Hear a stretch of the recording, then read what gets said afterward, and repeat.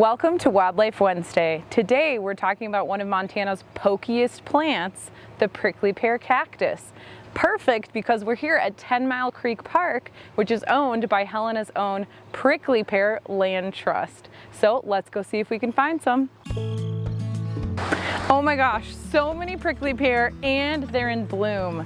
So prickly pear are in the cacti or Cactaceae family. They're a succulent, which means they're really resistant to drought and really great at retaining water.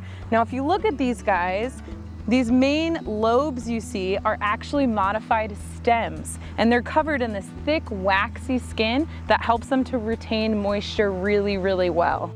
All cacti are covered in these bumps or areoles, which differentiate them from other succulents and all other plants. Areoles are what both the spines and flowers grow out of.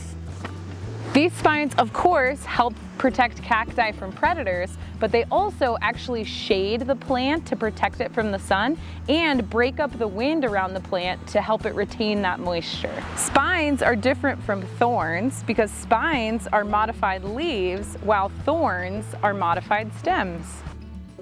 This time of year, it's pretty hard to miss the flowers, which later in the summer will ripen into fruit. And cacti fruit can be eaten raw or made into candies, jellies, syrups, or maybe even brewed in your favorite local beer. Using parts of a cactus isn't new. Long before they were being used for beer or decorating your windowsill, Native Americans were using them for foods and medicines. Prickly pear are also important to our ecosystems and the insects and animals that live in them.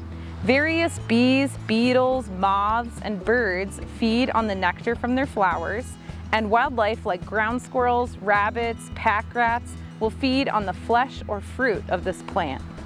So as you're out hiking this summer, keep an eye out for these amazing native Montana plants, not only to avoid their spines, but also to admire their beauty.